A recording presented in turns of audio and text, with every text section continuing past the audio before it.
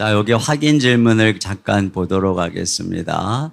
메시아는 볼품없는 모습으로 세상에 오셨습니다. 이것은 하나님은 사람의 외모가 아닌 중심을 보신다는 확증입니다. 주님은 멸시를 받아 버림받으셨고 고난당하셨습니다. 그렇기에 그분은 우리가 죄악된 이 세상에서 경험하는 고통과 슬픔을 모두 아시며 능히 도우십니다. 그분은 우리 허물 때문에 찔리고 우리 죄악 때문에 상하셨습니다. 죄인인 우리와 자리를 바꾸셔서 우리를 의롭다 하신 그 십자가 앞에 날마다 나아가 사랑의 음성을 들어야 합니다. 이 땅에 오신 예수님, 이거 같이 한번 읽어볼까요? 다 같이요. 시작.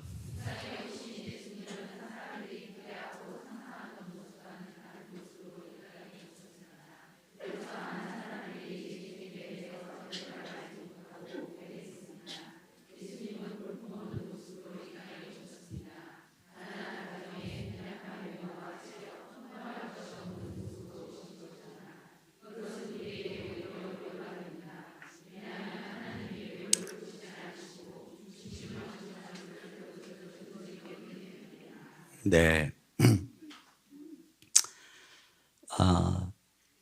그러니까 참 우리 예수님이 이런 그 모습으로 오셨다는 것이 또 우리에게 많이 위로가 되죠.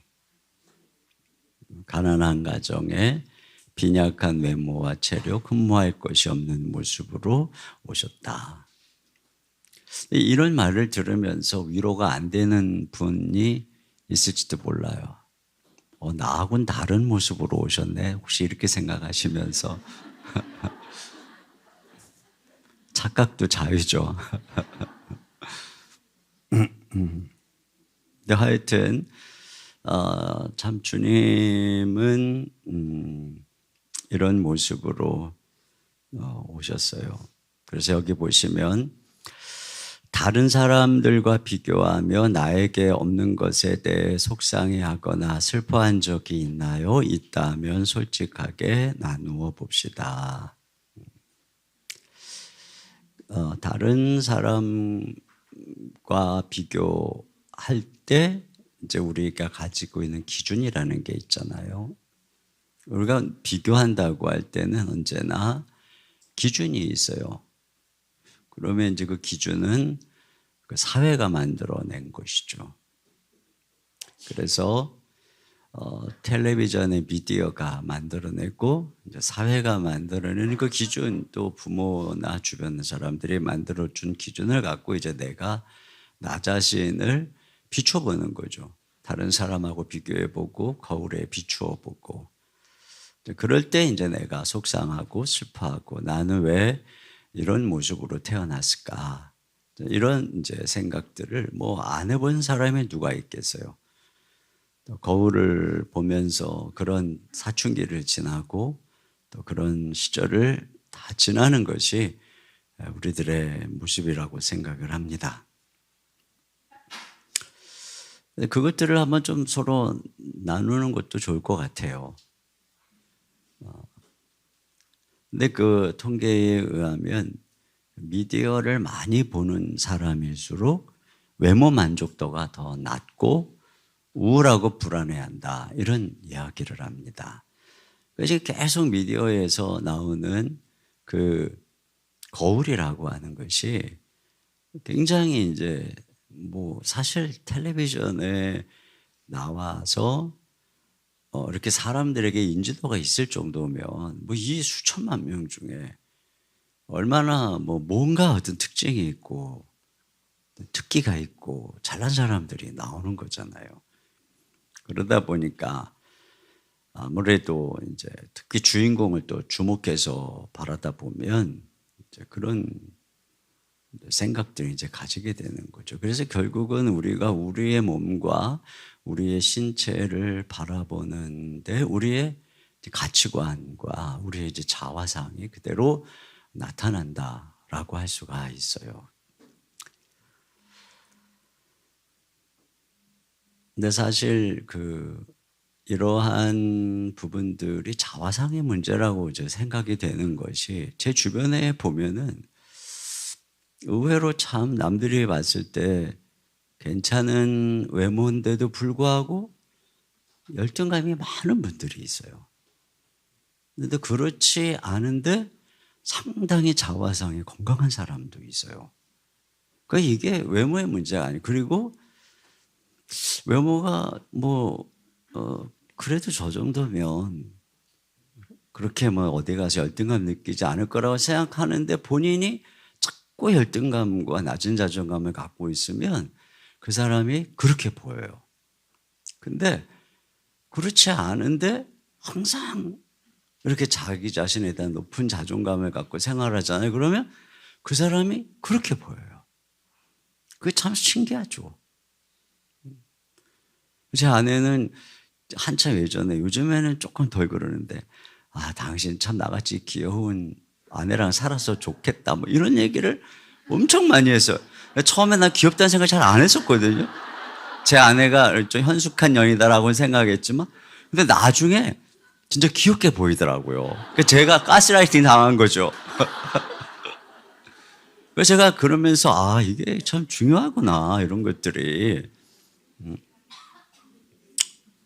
전 그게 필요한 것 같아요.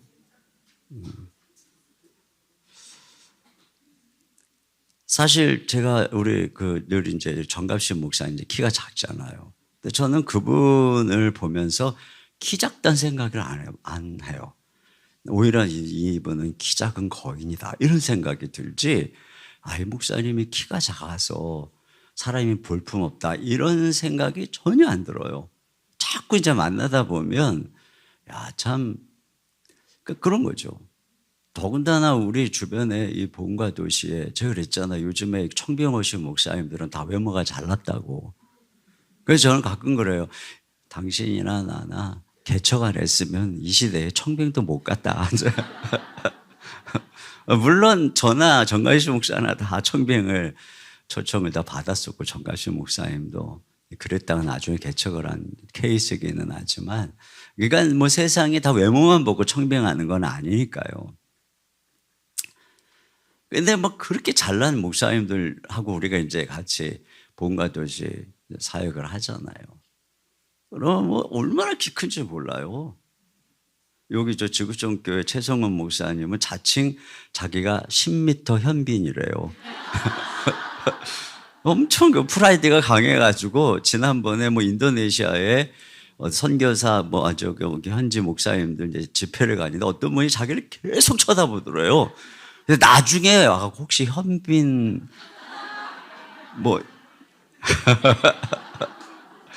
나한테 그러대. 그래서 속으로 내가 설마 그렇게까지.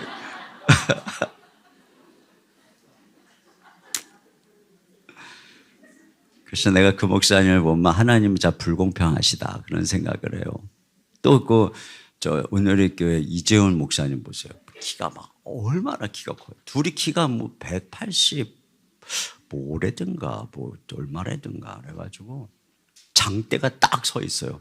그 같이 사진 찍으면 그 사이에 정갑신 목사님 있고 그 옆에 내가 그나마 위로가 될 사람 때문에. 그러니까 참 감사하죠. 정갑신 목사님이 단 사람한테 위로도 되죠. 네? 이 사람들은 위로가 안 돼요. 위로가 안 돼요. 그러면서도 내면이 빛나는 그런 모습을 보면은 참 이게 사람의 그 가치는 처음에 젊을 때 잠깐 그럴 수 있겠죠.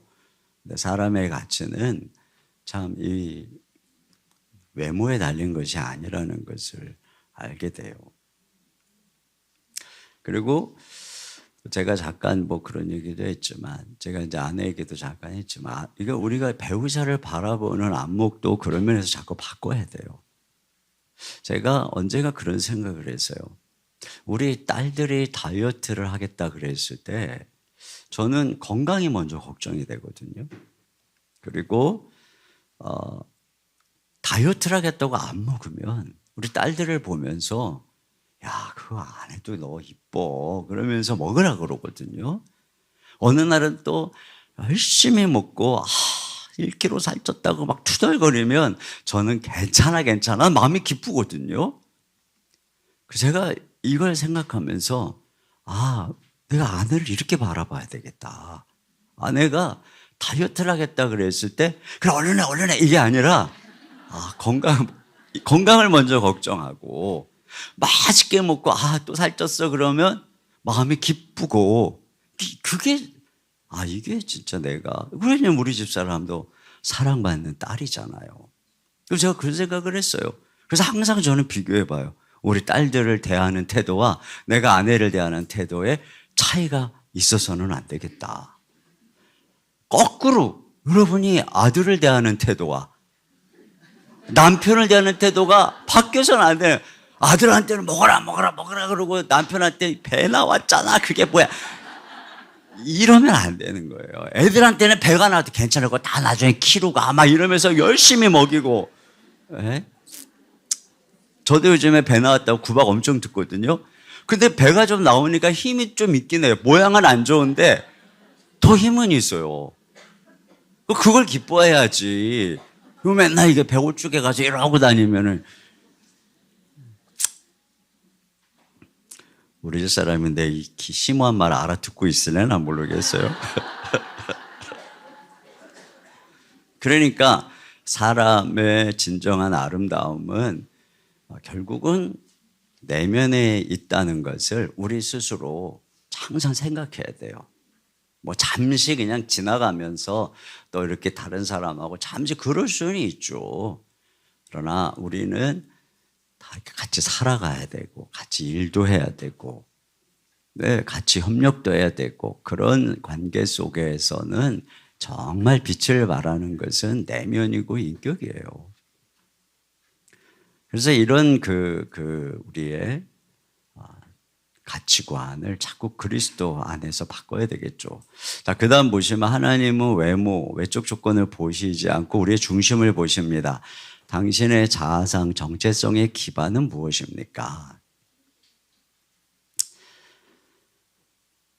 그렇죠.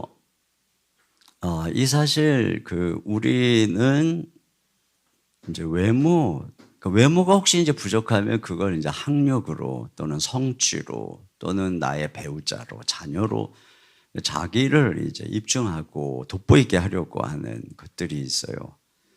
근데 이제 결국은 하나님이 아닌 것으로 외모에 이제 내가 나의 정체성을 두면 그런 사람들은 나이가 먹고 얼굴에 이제 주름살이 생기고 외모가 이제 한참 젊을 때 이렇게 박수를 받던 사람들일수록 점점점 시간이 지나면서 박수를 못 받게 되고 외모로 박수 받는 사람들 언제나 더 나타나게 돼 있어요. 이런 사람들이 시간이 가면서 느끼는 충격은 굉장히 커요. 그래서 우울증에 걸리고 자기가 거울을 보고 주름살이 생기고 피부가 처지고 이렇게 되는 것을 감당을 못하는 거죠. 왜? 자기의 정체성이 무너지는 거예요. 존재 기반이 무너지는 거예요. 마찬가지죠. 뭐 어떤 회사의 성취라든가 그러면 은퇴하고 나서 학력도 마찬가지입니다. 그거 학교 다닐 때 잠깐이지. 이런 여러 가지. 내가 예를 들어서 뭐 배우자에게 그랬다. 그러면 또 그 배우자로 인해서 실망과 상처를 받고 자녀에게 기반을 두었다. 그러면 또 그 자녀로 인해서 내가 내 존재감이 무너질 때가 또 생기는 법이거든요. 근데 결국은 이게 우상이라는 거예요. 우상. 그래서 하나님이 우리들 안에 이게 지금 우상이 되고 있는 것은 아닌지, 이게 우리가 지금 자꾸 우리의 외모를 이렇게 바라보는 것이 여러분 건강을 위해서는 이제 필요합니다. 요즘에 건강을 위해서 운동하고 여러분이 그렇게 하는 것은 뭐 당연히 중요하고 또 여러분이 여러분의 뭐 열심히 피부 관리도 하시고 또 뭐 나름대로 뭐 화장도 하시고 뭐 이런 것에 대해서 뭐 그걸 뭐 이렇게 나쁘게 근데 그것이 도가 지나쳐서 그것이 이제 내 우상이 되고 이러면 안 된다는 거예요. 이걸 이제 굉장히 좀 우리 스스로 좀 그래서 여러분이 좀 털털하게 다닐 수 있어야 돼요. 털털하게. 저도 예전보다 되게 털털해졌거든요. 저는 그게 되게 감사해요. 저 예전에 진짜 하루도 뭐 예를 들어서 앞에 설 때 뭐 머리를 안 감고 온다거나 이런 일. 저 오늘 아침 머리도 안 감고 왔어요. 물어봤죠. 괜찮대요. 그래서 예전에는요, 나 스스로가 그러면 이상한 거예요. 나 스스로가.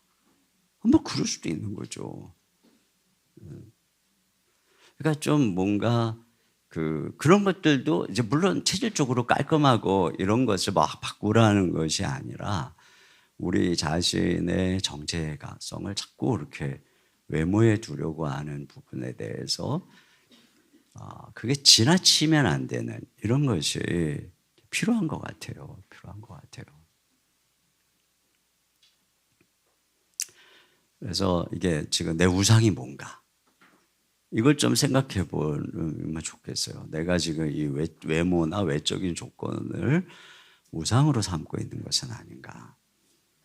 그런 면에서 이제 이 중심의 정체성의 기반을 은혜에 두는 것이죠. 은혜에. 그래서 저는 이제 제 정체성을 이야기할 때 항상 제가 생각하는 건 선택이라고 하는 단어예요. 선택. 하나님께서 야곱을 선택했잖아요. 하나님이 어부들을 선택했잖아요. 하나님이 문벌 안 좋은 자들을 선택했잖아요. 또 하나님이 나를 선택했잖아요. 또 하나님께서 이사야서에 보는 것처럼 이렇게 볼품없는 사람을 메시아로 선택하셨잖아요. 근데 그 선택의 조건은 나의 어떠함이 아닌 거죠. 그분이 그냥 선택했고 그래서 우리가 가치가 있는 거죠. 그러니까 나의 가치라고 하는 것이 나의 어떠함에 있는 것이 아니라는 출발. 전 이것이 되게 중요한 것 같아요. 늘 전 그걸 생각해요. 내가 뭘 잘해서, 내가 설교를 잘해서, 또 내가 뭐 기도를 열심히 해서, 내가 남들보다 뭐 인격이 훌륭해서 주님이 저를 선택한 게 절대 아니거든요. 그렇지 않았어요. 그런데 주님의 선택에서 나를 이렇게 빚어가고 계시는 것이고 그 선택의 기준에 있어서는 그냥 일방적인 주님의 사랑이 있잖아요. 여러분 강아지 한 마리 사는데 50만 원 주고 산다고 해보세요. 근데 주인이 이제 그를 선택하고 그를 사랑하기 시작하면 나중에 누가 1억을 준다 그래도 안 팔아요. 그럼 그 강아지의 가치는 어디에 있는 거냐면 주인의 선택과 주인의 사랑에 있는 거거든요. 그거죠. 그 다음부터는 그 강아지의 자존감 한번 50만 원짜리가 아니에요. 그래서 여러분 가끔 신방 가고 이렇게 강아지 보면 그 주인 품에 안겨 있는 그 강아지 눈 봤어요? 그 오만함? 네? 나 누군지 알아 하고 딱 있는 그 오만함. 완전히 얼굴에 따닥따닥 붙어 있어요. 그 자존감과 정체성이 어디서 오는 거겠어요? 내가 얼마짜리인지 알아? 50만 원짜리. 그게 아니에요. 근데 우리는 주님께서 우리를 당신의 아들을 주시고 우리를 사랑하시고 선택하시고 그러니까 이러한 그 가치를 우리가 늘 생각해야 되는 거예요. 늘. 여기에 자꾸 두잖아요. 근데 이게 사실이기 때문에 이게 진짜로 우리의 삶을 변화시키는 거예요. 그래서 항상 비교하지 않는 거죠. 근데 이게 저절로 안 돼요. 자꾸 생각해야 돼요. 물론 이제 매일매일 그날 주님의 음성을 듣고 주의 사랑과 교제하는 사람에게 이게 늘 느껴지겠지만 또 그러지 않을 때 있잖아. 그럴 때마다 복음 안에서 자꾸 내가 연습하는 거죠. 나는 누군가, 나는 의인이고 하나님 나를 선택했고 그러면서 이 복음 안에 있는 것들을 자꾸 선택하고 좀 누구한테 준을 들을 것 같으면 또다시 또 생각해보고 또 생각하고 또 생각하고 그러면서 내가 비교, 경쟁, 시기, 질투 이런 데서 벗어나야 되는 거예요. 그래서 제가 언젠가도 그랬지만 우리 사울이 비교하고 질투하다가 망했잖아요. 여러분 그게 외모도 똑같아요. 자꾸 그런 거 가지고 내 인생 소모하고 그러다 망하는 거예요. 우리 여러분을 건강하게 아름답게 가꾸지 말라 소리가 아니라 우리 자신이 그런 것 때문에 주눅 들고 열등감 느끼고 상처받고 그러면 그것으로 인해서 내가 어떻게 되겠어요? 내가 쓸데없는데 소모하는 거 나는 이미 너무나도 가치 있는 존재인데 그 못생긴 강아지도 그렇게 해. 그거 생각하세요. 강아지를 생각하세요. 우리가 낫잖아요. 근데 걔도 잊혀지지가 않아요. 그 눈빛이. 자, 그 다음 거 같이 한번 읽어보겠습니다. 같이요. 시작.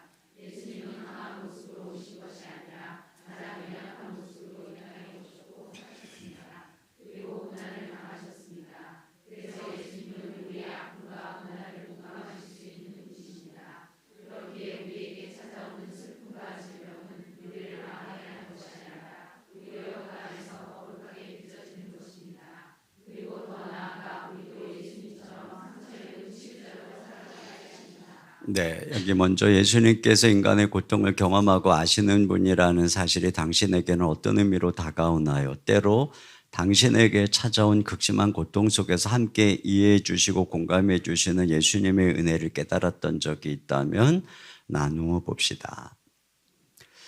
그러니까 참 주님께서 이러한 모습으로 오셨고 또 멸시를 당하시고 슬픔을 아시고 질병을 아시는 분이라고 하는 사실이 사실 굉장히 우리에게 위로가 되는 것이에요. 특별히 이러한 상황 속에 들어가게 되면은 정말 위로가 되는 거죠. 저는 어린 시절에 대한 그 열등감이 굉장히 많았어요. 너무나 이제 어린 시절에 부모님도 못 배우고 가난한 가정에서 그렇게 이제 그래서 어린 시절에는 몇몇 부끄러운 그 열등감과 또 부끄러운 기억들이 있어요. 근데 제가 그런 게 다 사라졌어요.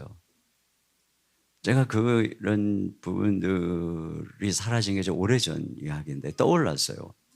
근데 제가 어떻게 그게 사라졌나 이렇게 생각해 보니까 제가 그렇게 그 시절에 주님도 잘 모르던 그 시절이었는데 근데 어느 날 제가 그때 주님이 이미 내 옆에 계셨구나. 주님이 나와 동일한 모습이 되셔서 이 땅에 오시고 내 모든 삶을 다 담당해 주시는 주님은 내가 어린 시절에 주님을 잘 모르던 그때에도 늘 나와 함께하고 계셨구나. 바라보고 계셨구나. 근데 이런 안목으로 그때 사건으로 돌아갔을 때 해석이 다시 되더라고요. 그 모든 것들이 나에게 달리 해석이 되더라고요. 예를 들면 제가 이제 이렇게 어려서부터 절더러 막 이렇게 제가 되게 얌전해가지고 계집애 같다는 둥, 섹시 같다는 둥, 비실비실 거린다는 둥 이런 말이 엄청 저는 상처가 됐어요. 그래서 사실 제 내면은 안 그런데 어렸을 때 생긴 게 좀 곱상하게 생겨서 아마 그랬는지도 모르죠. 근데 제 어렸을 때 저희 고모가 시집갈 준비를 하느라고 평화시장에 막 혼술을 하러 갈 때 날 데려갔어요. 그래서 이제 고모를 따라갔죠. 그래서 다른 데 물어보는 거예요, 나한테. 이거 어떠니? 그럼 내가, 그거 아니야. 그거 좋아. 네, 이랬어요. 제가 그때부터 안목에 있었는가 봐요. 그래서 어떤 집에서 들려서 그거 아니야 하고, 그럼 옆으로 가자고 놓고 고모가 옆으로 가는데 그 주인 아저씨가 나를 딱 째려보더니 사내 놈이 여자 뒷공무니만 쫄쫄 쫓아다니면서 그러니까 이제 자기 화가 난 거지. 나 때문에 안 사게 됐으니까. 나한테 퍼붓었어요.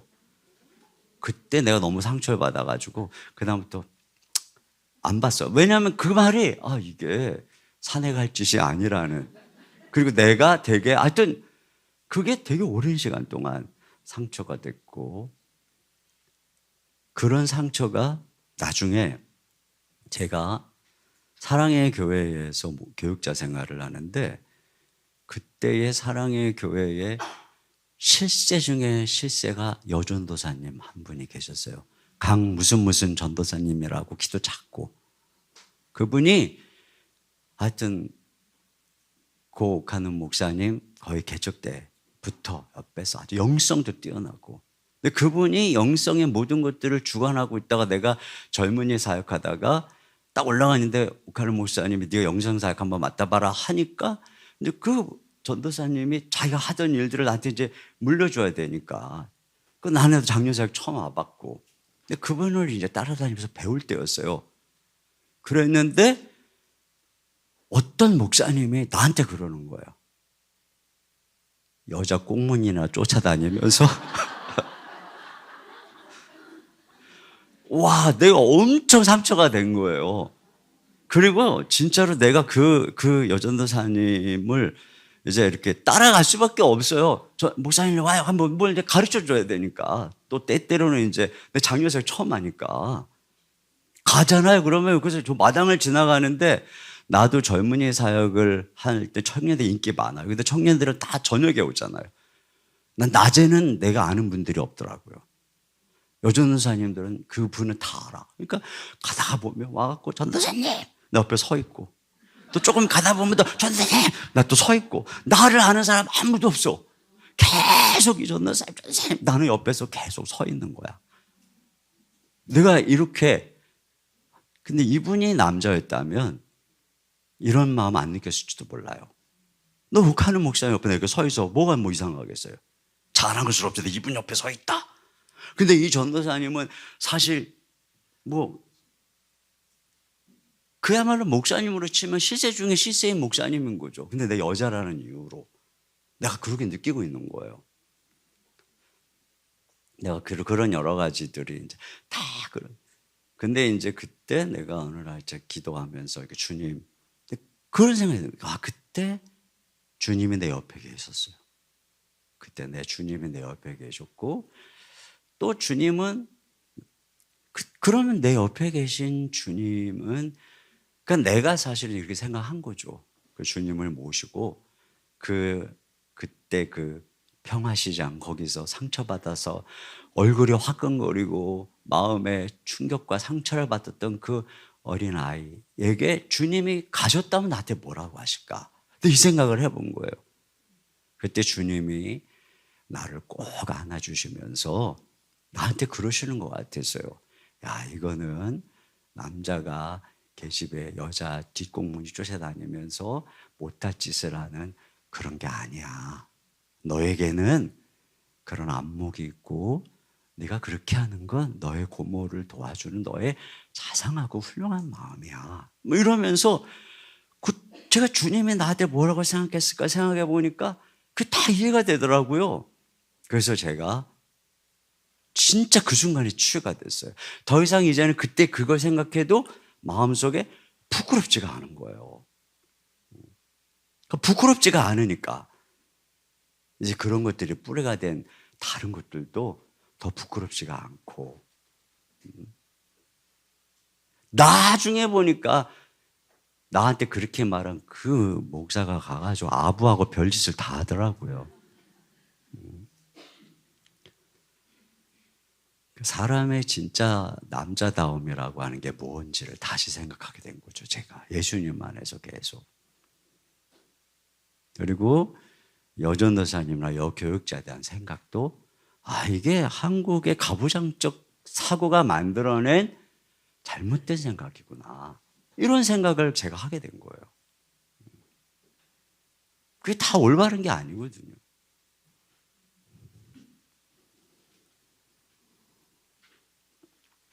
그렇게 주님께서 우리의 삶에 이런 그 고난과 역경 속에서 그때그때 말씀해 주시고 또 제가 폐결핵에 걸려서 심각한 불면증으로 시달릴 때 그때 정말 그때는 사실 제가 저 자신이 정말 싫었어요. 내가 너무 무너져 가고 있었기 때문에 내가 거울을 보면은 제가 지금 옛날 모습을 보면 오히려 지금이 더 낫다고 그러잖아요. 그래 그 20대에 정말 그 수척해가지고 얼굴은 새까맣고 그런 내 모습을 보면서 또 더군다나 이게 내가 이제 꺼져가고 있으니까 내가 싫은 거죠. 근데 그때도 어느 날 주님께서 그런 나를 마치 성경을 묵상하다 그랬는지 어떻게 이제 환상처럼요. 저에게 정말 그랬어요. 주님이 마치 나병 환자를 안아주신 주님이 나도 내가 싫어서 나도 내가 나를 쳐다보기 싫은데 주님이 나를 안아주신 거예요. 주님이 나를 꼭 안아주시고 너는 귀하다. 너는 존귀한 내 아들이다. 이렇게 있는 모습 그대로 나는 내가 나를 쳐다보고 싶지 않은데 제가 그때 참 마음에 큰 위로가 됐어요. 여기 주님이 제 얼굴을 가리웠잖아요. 그래, 그 주님이 그런 내가 나 자신의 모습을 진짜 내가 쳐다보기 싫은데 나 너 있는 모습 그대로 사랑해. 이게 사실은 제가 저를 마주보게 된 시작이었어요.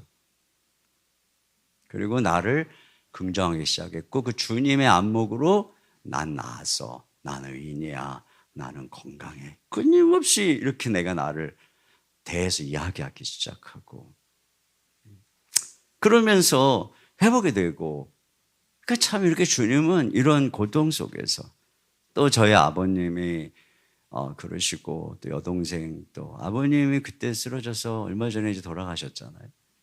또 여동생이 또 이혼해서 막 이런 여러 가지 상황들 또 뭐 아이가 아프고 이럴 때 그런 모든 시간들이 사실은 주님 앞에서 씨름하는 시간이에요. 우리에게는 보면. 근데 항상 주님은 두려울 때는 나랑 똑같이 두려움을 감당하셨는데 주님이 두려움을 감당하셨기 때문에 내가 그 두려움을 이기고 두려움을 뚫고 주시는 평안이 또 내게 다가오는 것들을 경험하게 되고 참 보면 야 우리 주님은 내가 이 세상을 걸어가면서 겪는 온갖 고난에 대해서 다 겪어보셨기 때문에 그 자리에 걸맞는 위로를 주시는 분이구나. 그 자리에서 함께 와서 내 걸 이겨오고 다시 일어날 수 있게 해주시는 분이 우리 주님이시구나. 이런 것들을 경험하게 되는 거죠. 여러분들도 그런 일들이 다 있을 거라고 생각해요. 자, 그 다음 보시면 예수님은 고통과 슬픔 속에서 우리를 상처 입은 치유자로 부르십니다. 나의 고난으로 인해 다른 이들의 아픔을 바라보는 시각과 태도가 달라진 것이 있다면 이야기해 보세요. 그러니까 사실 내가 가난해 보지 않았다면 사실 다른 사람들이 이해하지 못했겠죠.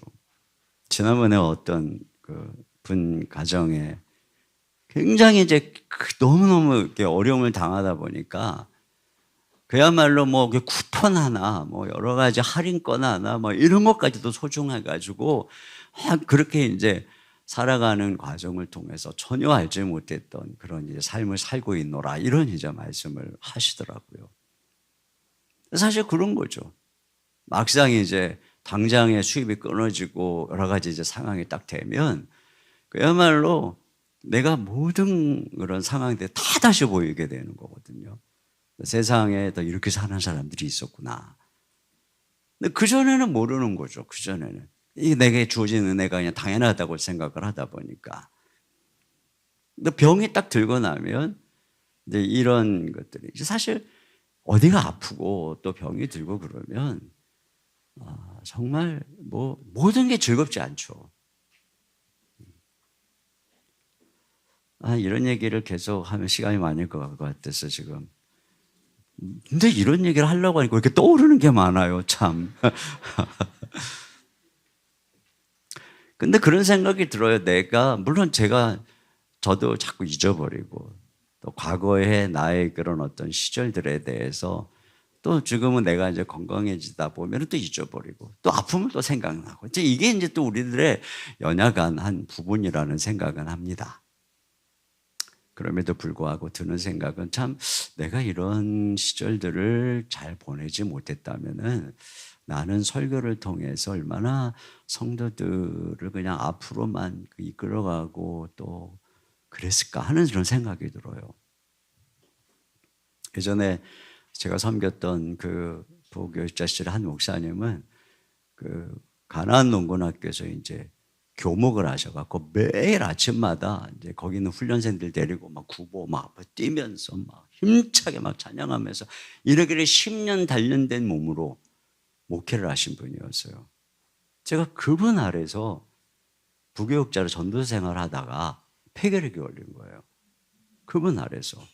이게 내가 교육 전도사인데 매일 오라고 그러고 밤에도 오라고 그러고 금요일 하루 꼬박 철회하고 2시에 끝나면 자기들이나 목사님들이나 전사님들 다 주변에 집이 있으니까 가고 나는 교육전사고 그 당시 집이 저 멀리 있었는데 나 혼자 겨울에 그 난로 옆에서 밤을 새는 거예요.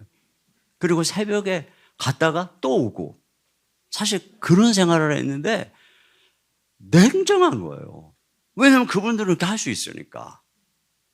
그리고 내가 폐결핵에 걸리고 잠도 잘 못 자고 막 이런 시간들을 계속 고통스럽게 지낼 때 제가 이제 이런 것들을 하다 보니까 이제 약한 사람이 있으면 되게 마음에 이거 궁율한 거예요. 그리고 내가 감당하지 못할 정도로는 돌리지 않는 거죠. 그러니까 저분들은 널널할 거예요 아마. 체력도 좋은데 뭐. 근데 나는 안 굴리는데 이제 그 선배 목사님들이 튼튼한 분들이 또 좀 후배들, 팀장들이 좀 후배들한테 좀 그럴 그건 난 모르겠어. 혹시 그러고 있는지는.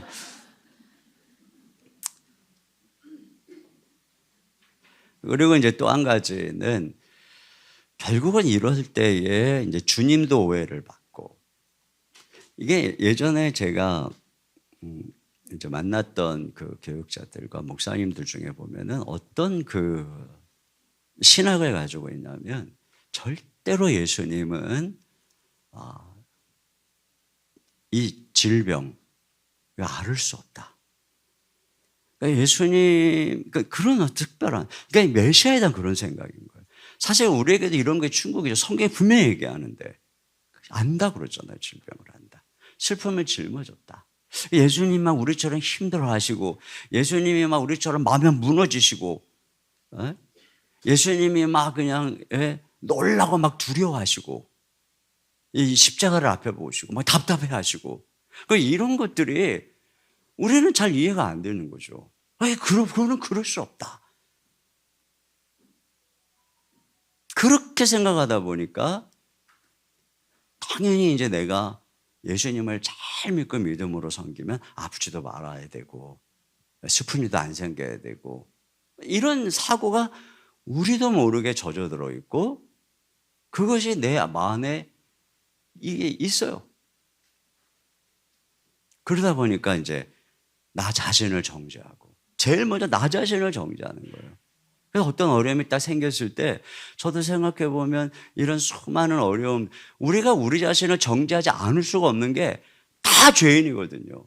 그래서 우리에게 고난이 있는 거예요. 그러니까 고난은 어쩔 수 없이 어떤 경우에든 우리 자신을 연단하는 하나님의 도구다 이렇게 말하고 있잖아요. 근데 그건 철저하게 연단의 도구인 거예요. 우리를 사랑하시기 때문에.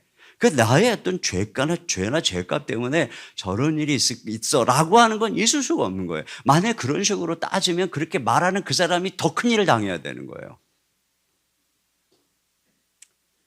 그런데 우리는 어떤 이런 일들이 생겼어요. 저도 그래서 이런 일들을 겪으면서 막 수없이 회개했어요. 회개하고 또 회개하고 또 회개하고 내가 뭘 잘못해서 이런 생각했을까 회개하고 또 회개하고 아니 제가 뭐 어려서부터 그러니까 막 내가 얼마나 인간성이 현찮았으면 하나님이 이렇게 나를 두들겨 팼을까. 병약하고 가난하고 아프고 군대 가서도 두들겨 맞고 3일 한씩 두들겨 맞고 기절도 하고 아니 도대체 내가 얼마나 사람이 현찮으면 이랬을까. 네? 폐결핵도 제대하고 폐결핵 앓고 10년 동안 병이 떠나지를 않고 아버님은 25년 동안 그렇게 누워 계시고 여동이 동생들은 또 이혼하고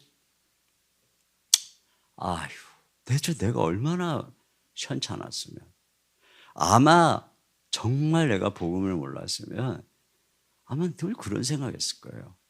근데 지금 제가 딱 내리는 거, 나는 연약하니까 왜 이게 내 죄 때문이야, 이런 생각을 가질 수밖에 없는 게 우리 인간의 모습이겠죠. 그러나 이 모든 과정을 통해서 제가 경험하게 된 것은, 이게 만약에 저의 죄 때문에 내가 그렇게 두들겨 맞은 거라면 제가 지금 이렇게 목사가 될 수 있어요? 그 모든 것들이 하나님이 저 이인호 목사 죄를 처벌하신 거야 라고 한다면 제가 지금 이 시간에 이렇게 서 있을 수 있어요? 아니죠. 나는 그렇게 생각했어요. 쉼없이. 근데 제가 이제 느끼는 건 성경이 진리구나. 아, 성경이 진리구나.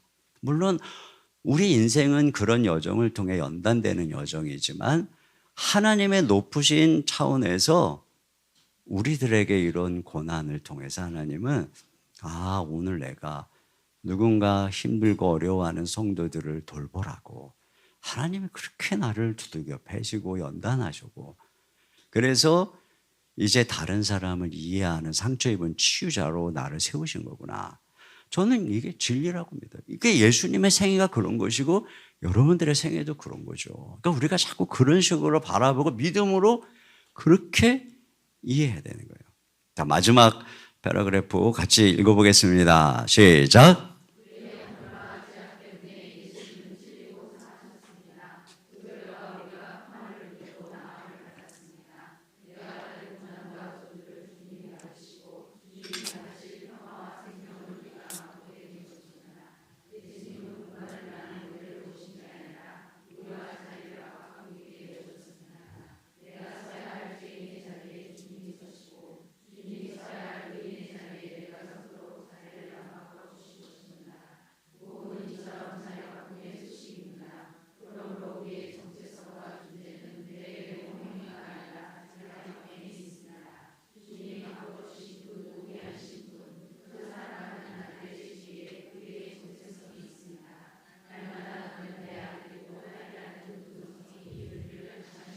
네. 자, 누군가 내 대신 좋은 자리를 양보하거나 혹 힘든 자리를 바꿔준 경험이 있나요? 끔찍한 내 운명을 주님이 취하시고 그분의 멋진 생명을 내게 바꿔주심으로 달라진 당신의 삶에 바뀐 것은 무엇입니까? 달라진 게 무엇입니까? 몇 문장에 조금 고쳐주세요. 자, 결국은 제가 처음에 얘기했던 부분의 또 다른 측면이겠지만, 자화상이 이와 같이 자리를 바꿔주심으로써 사실 바꿔주시는 건 신분이에요. 당장 뭐가 바뀌어요? 신분이 바뀜으로써 자화상이 바뀌는 거죠. 자화상이 바뀌면서 삶이 달라지는 거예요. 자화상이 바뀐다는 건 드디어 이제 믿음으로 산다는 거예요. 저는 제가 예수님을 안 만났으면 어땠을까? 이 생각 많이 해요. 나의 가정교육, 나의 병약함, 또 내가 그런 가정에서 배운 가치관을 가지고 또 그런 것들만 보면서 살아갔다면 과연 내 삶은 어떻게 됐을까? 근데 제가 예수님을 만나서 정말 바뀐 거죠. 주님께서 정말 예수님을 만남으로써 내 운명 자체가, 걸음걸음 자체가 달라졌다. 이것이 참 정말 저는 중요하다고 생각이 돼요. 여러분도 동일하게 그런 고백을 할 수 있을 거라고 생각을 하고, 또 한 가지는 뭐냐면은 그걸 쉼없이 내 것으로 삼고 연습하는 거예요. 계속적으로 그걸 내 것으로 삼고 연습하는 거죠. 왜냐하면 세상은 자꾸 다른 얘기를 우리에게 들려주니까. 넌 저주받을 운명이고, 넌 어쩌고 저쩌고 저쩌고 저쩌고. 뭐 가문에서 뭐 저주를 받은 운명이 태어나고 관상이 어떠고 뭐 사주팔자가 어떠고 저쩌고. 그건 세상 얘기고 마귀 얘기고. 네. 예수님 안에서 쉼없이 주님이 바꿔주신 자리를 내 것으로 여기는 훈련. 이게 중요한 것이죠. 결국은 성화를 칭의의 기반으로 삼으면 안 되는 거예요. 내가 성화, 내가 이만큼 거룩하고 이렇게 하니까 주님이 칭의, 날 의롭다 하시고 날 좋게 봐주셔. 이게 아닌 거예요. 성화를 칭의의 기반으로 삼는 게 종교예요. 우리가 자꾸 신앙생활 하다 보면 칭의로 시작하죠. 주님 나 의롭게 하셨습니다. 그리고 아무것도 아닌 나를 의롭게 하셨는데 어느 순간 이제 신앙생활 하다 보면은 이제 성화, 그게 내 의가 돼요. 내가 이제 예수님 믿고 이제 이것도 하고 저것도 하고 또 막 섬기고, 그 내가 이렇게 하니까 주님 날 이뻐하실 거야. 내가 이렇게 하니까 주님 날 기뻐하실 거야. 이게 바로 이제 그 속에 뒤집어지는 거예요. 성화가 칭의의 기반이. 그다음부터 신앙생활은 뭐가 돼? 고역이 되는 거예요. 그리고 내 행위나 이런 것들을 받고 판단하면서 나를 부족한 사람이라고 생각하는 거예요. 이렇게 되면 안 되는 거예요. 끊임없이 연습해야 되는 거예요. 성화가 여러분 칭의의 기반이 되서는 안 돼요. 그건 종교생활하는 거예요. 반대로 칭의, 끊임없이 있는 모습 그대로 나를 자리바꿔 주신 그분의 신분 앞에서 계속적으로 반복하고 내 것으로 삼고 또 내 것으로 삼고 그 속에서 자연스럽게 성화가 이루어지고 열매가 맺어지는 거예요. 그 안에서, 그 믿음 안에서 성령이 우리 가운데 역사하고, 그런 그 칭의의 믿음 안에서 주님이 우리와 함께해서 우리가 열매를 맺는 거예요. 이게 중요한 거죠. 자, 거기 마지막 문제 자리를 바꿔주시는 같이 읽습니다. 시작.